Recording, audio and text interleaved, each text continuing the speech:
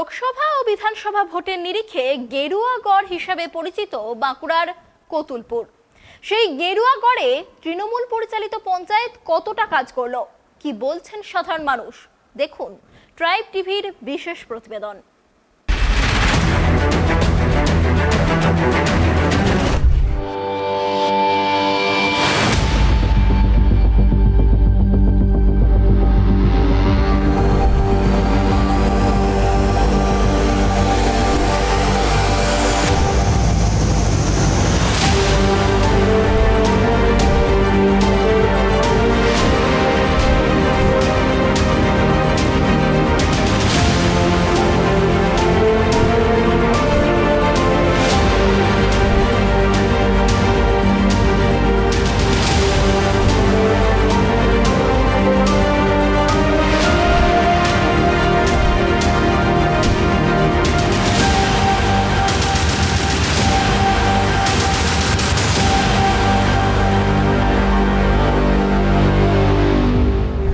পরে পঞ্চায়েত ভোট, তার আগে গ্রামের মানুষ কেমন আছে সেটা জানতে আমরা ঘুরছি জেলায় জেলায়।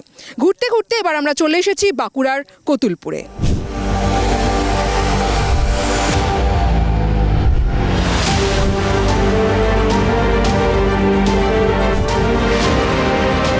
কতুলপুরের দারাপুর গ্রাম পঞ্চায়েত আমরা রয়েছি। ঠিক দেখতেই পাচ্ছেন একটা নতুন ব্রিজ এখানে হয়েছে, এখনো ব্রিজটার উদ্বোধন হয়নি।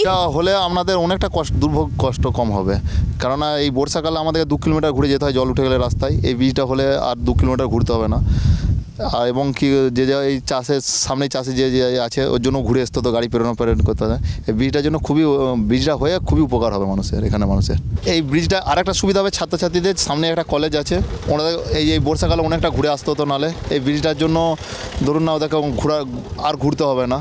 এটা তো দিদি বিখ্যাত দেখেছে যে ছেলেগুলো অনেক ঘুরতে হয়, প্রায় এই দিক থেকে 2.5 কিলোমিটার, ওই দিক হলেও আপনার 3 কিলোমিটার ঘুরতে হতো। সেটা টাইমে ওরা পৌঁছাতে পারতো না, এটার জন্য এবার পৌঁছাতে পারবে টাইমে। এটা তো বিখ্যাত, বিরাট কাজ করেছে একটা। এমনি পঞ্চায়েতে কেমন কাজ হয়েছে? পঞ্চায়েতে ভালো কাজ হচ্ছে, রাস্তা থেকে বলুন, ব্রিজ বলুন, সবই ভালো কাজ হচ্ছে। এই রিসেন্ট তো আমাদের এখানে যিনি দাঁড়িয়েছেন সে বলুন, এমএলএ বলুন, সব আসছে, যাক সব দিক থেকে সুবিধা পাচ্ছি। কিন্তু বিজেপি বিধায়ক তো কোনোদিন তাকে চোখেই দেখিনি।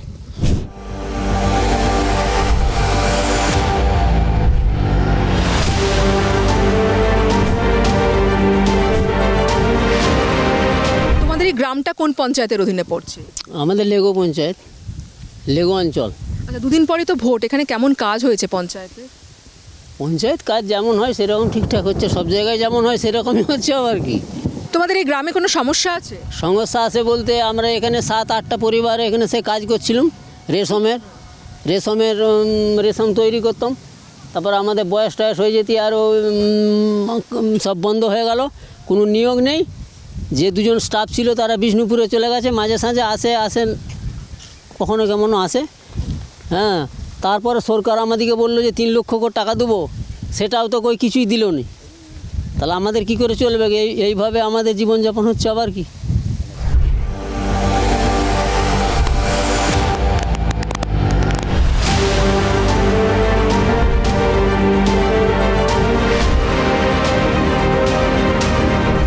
তোমরা কন্যাশ্রী পেয়েছো? হ্যাঁ পেয়েছি। তুমি পেয়েছো? হ্যাঁ পেয়েছি। এবারে ভোট দেবে তো? হ্যাঁ। কেমন কাজ হয়েছে? রাস্তাঘাট, পানীয় জলের ব্যবস্থা আছে আমাদের গ্রামে। এখন লক্ষ্মী ভাণ্ডারের টাকা পাচ্ছ তো? হ্যাঁ, এখন পাচ্ছি।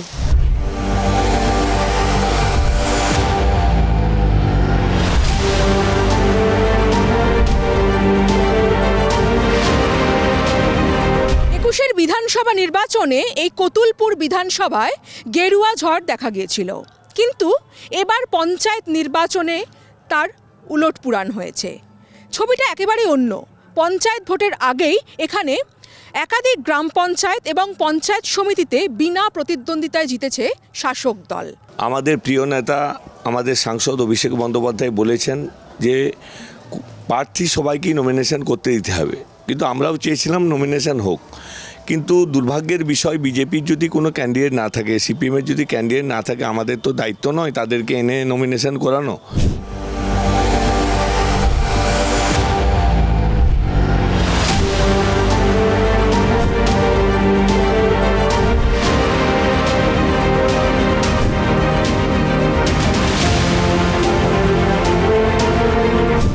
আমি রয়েছি কতুলপুর বিধানসভার জয়পুর ব্লকের শ্যামনগর গ্রাম পঞ্চায়েতে।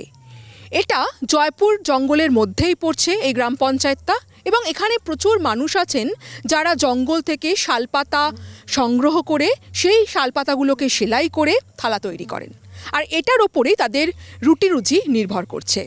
তাদের সঙ্গে কথা বলবো, জানবো তৃণমূল পরিচালিত পঞ্চায়েতের 5 বছরের কাজে তারা কতটা খুশি।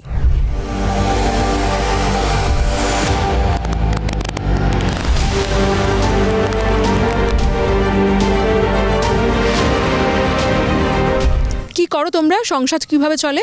সংসার ছিল পাতা মাথা সেলাই করে, জঙ্গলে পাতা তুলে নিয়ে আসি, সেলাই করে ঝাঁটি মাটি নিয়ে যাই। তা 2 দিন পরে তো ভোট দেবে তো? দিতে তো হবে। লক্ষ্মীর ভাণ্ডারের টাকা পাচ্ছ? পাও 500। তোমরা কি সবাই এই পাতা তুলে এনে জঙ্গল থেকে সেগুলো সেলাই করে বিক্রি করো? হ্যাঁ, সেগুলো সেলাই করে এতেই সংসার চলে?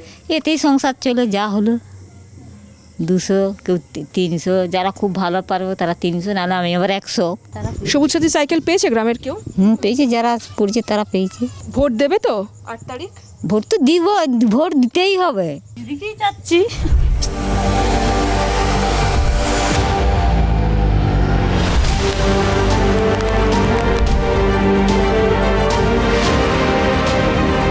যুগে যুগে বঞ্চিত করেছে বিগত 2টি সরকার, এবং 2টি সরকারই দুরাচারী সরকার, সন্ত্রাসী সরকার।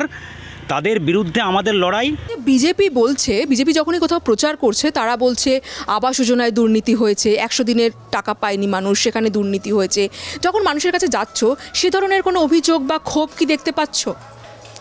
না, মানুষের মধ্যে আমি একটা জিনিস দেখতে পাচ্ছি যে মানুষ এটাই বলছে যে তারা যেহেতু দীর্ঘদিন কাজ করে এসেছে, তাহলে তারা কাজের টাকাটা কেন পাবে না? সেই টাকাটা তো কেন্দ্র আটকে রেখেছে, সেই টাকাটা আমাদের হাতে নেই। তাহলে আমাদের হাতে থাকলে আমরা দিয়ে দিতে পারতাম, কিন্তু মানুষের এই জায়গাতে একটা দেখতে পাচ্ছি যে আমরা কাজ করেছি, কেন টাকা পাবো না, এটা একটা আছে। বিজেপির প্রভাব বা গেরুয়া শিবিরের প্রভাব কিছু রয়েছে বলে বুঝতে পারছো? আমি যে গ্রামে যাচ্ছি বা মানুষের বাড়িতে যাচ্ছি বা আমি রাস্তায় ঘাটে কোথাও কোনো জায়গাতে আমি বিজেপির কাউকে দেখতে পাচ্ছি না যে কোনো জায়গায় বিজেপির কেউ আছে বা কোনো পতাকা বা কোনো কিছু মানুষ মিছিল করছে বা কিছু করছে, এরকম কাউকে দেখতে পাচ্ছি না। যেখানে যাচ্ছি শুধু নিজেদের মানুষই জন দেখতে পাচ্ছি, কোথাও কোনো প্রচার কোনো কিছু হচ্ছে না। গেরুয়া ঝড় আমি কোথাও কিছু দেখতে পাচ্ছি না, কেউ নেই।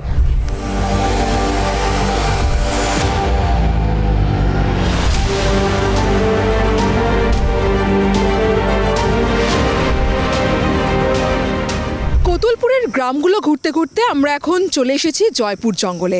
বাঁকুড়ার অন্যতম একটা বিখ্যাত পর্যটন কেন্দ্র, প্রচুর পর্যটক এখানে আসেন সারা বছর। শাল, সেগুন, মহুয়া গাছে ঘেরা এই জঙ্গল।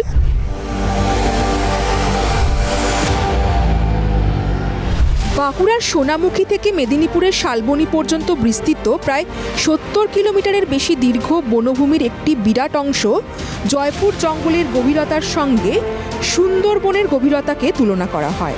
কিছুদিন আগে এই জয়পুরের জঙ্গলই হারাতে চলেছিল গভীরতা।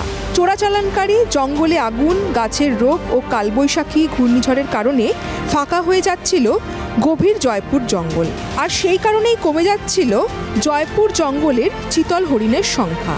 কিন্তু রাজ্যের বন দফতর এই জয়পুর জঙ্গলের গভীরতা ফেরাতে উদ্যোগী হয়েছে। পাঞ্চেত বিভাগের অন্তর্গত বাঁকুড়ার বন দফতর জয়পুর জঙ্গলের গভীরতা বাঁচাতে একাধিক ব্যবস্থা গ্রহণ করেছে। চোরাচালানকারীদের রুখতে রাতেও শুরু হয়েছে নজরদারি। জঙ্গলে আগুন লাগানো বন্ধ করতে জনসাধারণের মধ্যে সচেতনতা বৃদ্ধি করা হয়েছে। এছাড়াও রোগগ্রস্ত গাছ নির্বাচন করে চিকিৎসার ব্যবস্থা করা হয়েছে। ঝড়ে ক্ষতিগ্রস্ত গাছগুলোকে নতুন করে লাগানো ব্যবস্থা করা হয়েছে, আর এতেই খুশি স্থানীয় বাসিন্দারা।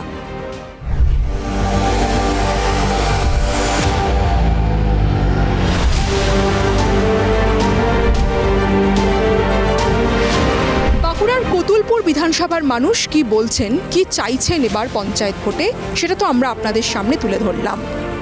আপাতত আমরা এই গ্রাম থেকে বিদায় নিচ্ছি, আবার দেখা হবে অন্য কোনো জেলায়।